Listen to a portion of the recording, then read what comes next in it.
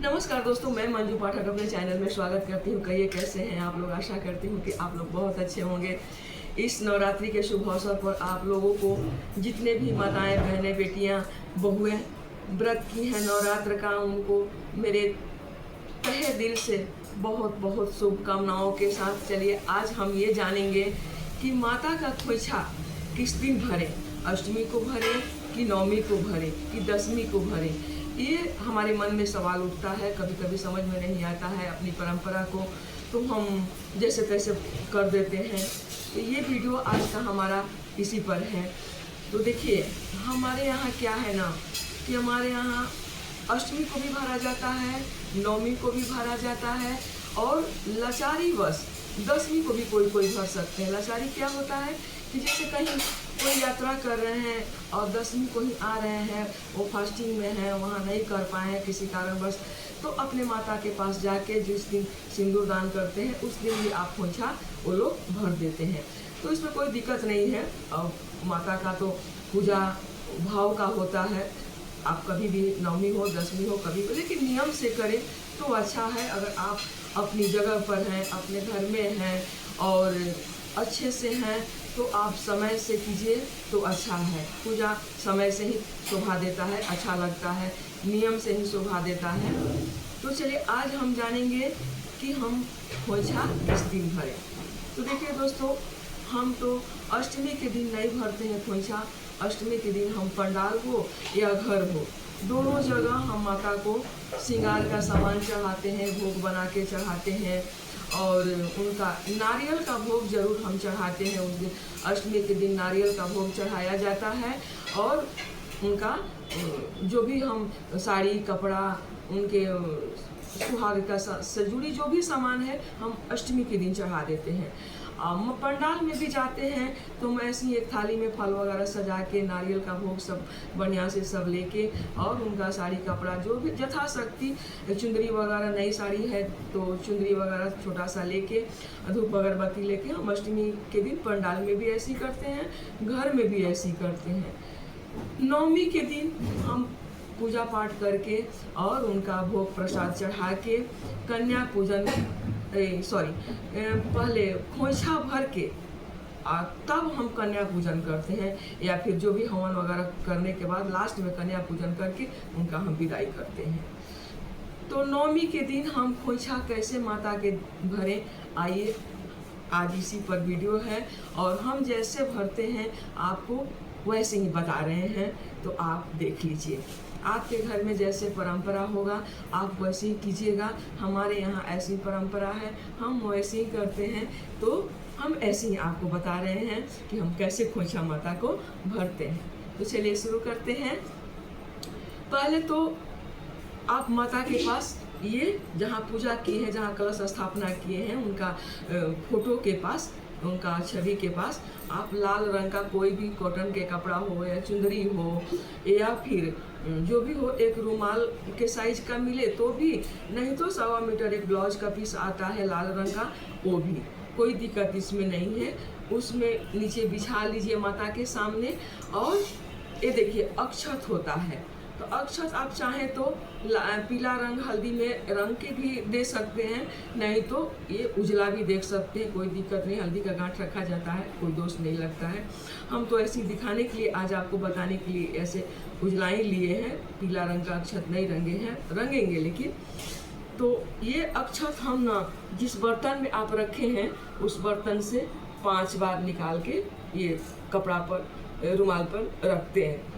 ये देखिए 1 बार हो गया, और ये 2 बार हो गया, और 3 बार हो गया, ये 4 बार हो गया, और ये 5 बार हो गया। ये हो गया 5 बार अक्षत हो गया। और देखिए दोस्तों, जिस बर्तन में आप रखे हैं ना, तो अंजुरी से निकाल के ही वो 5 बार ऐसे दीजिए, पूरा ऐसे करके उझिल मत दीजिए।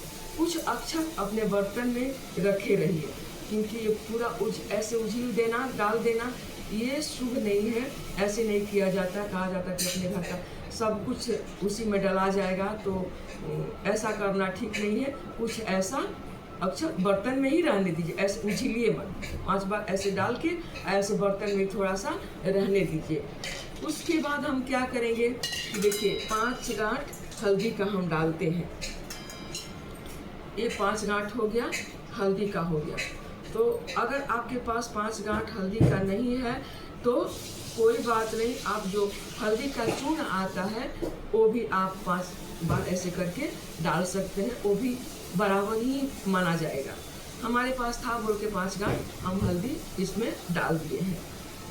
और हमारे यहाँ बेटियों को ना दुर्वा भी डाला जाता है, देखिए दुर्वा भी है, तो इस खोइछा में दुर्वा भी डाला जाता, कहा जाता है कि दुर्वा की तरह हरा भरा इनका घर परिवार रहे, इनका सुखी संसार रहे, ऐसा मान के ये सब सारी चीज़ें हम लोग खोइछा में डालते हैं।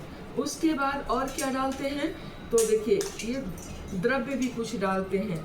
101 रुपया हुआ, 51 रुपया हुआ, या फिर 501 रुपया हुआ, 1001 रुपया, जिस सोना चांदी भी आप, चांदी का सिक्का हुआ, जो भी आपसे बन पड़े बेटियों को ये दिया जाता है। लेकिन माता का खोइछा में हम द्रव्य डालते हैं तो ऐसा 101 रुपया इसमें हम डाल दिए।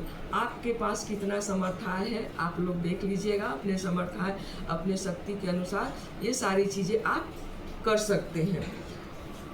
और ये तीसरी बात ये हो गया कि सिंदूर बिंदी भी हम खोइछा में ही डाल देते हैं, सुहाग के निशानी, कुछ ऐसे खाली हाथ नहीं देके उसमें सिंदूर बिंदी भी हम डाल देते हैं। दूसरी बात ये है कि बेटी के खोइछा में हम ना ये क्या बोलते हैं, हम लौंग इलायची नहीं देते हैं।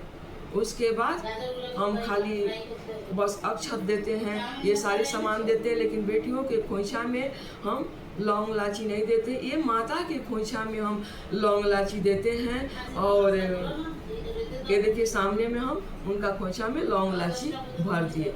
तो ऐसा आप कर सकते हैं, कोई दिक्कत नहीं है।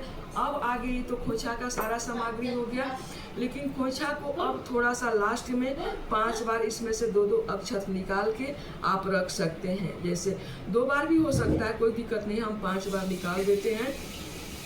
अक्षत निकाल के माना जाता है, ऐसा माना कि शुभता का प्रतीक है। सारी चीज़ें ये सब एक बार नहीं देते हैं, बस इतना ही देते हैं। और उसमें से कुछ अक्षत निकाल के 5 बार हम रख लेते हैं।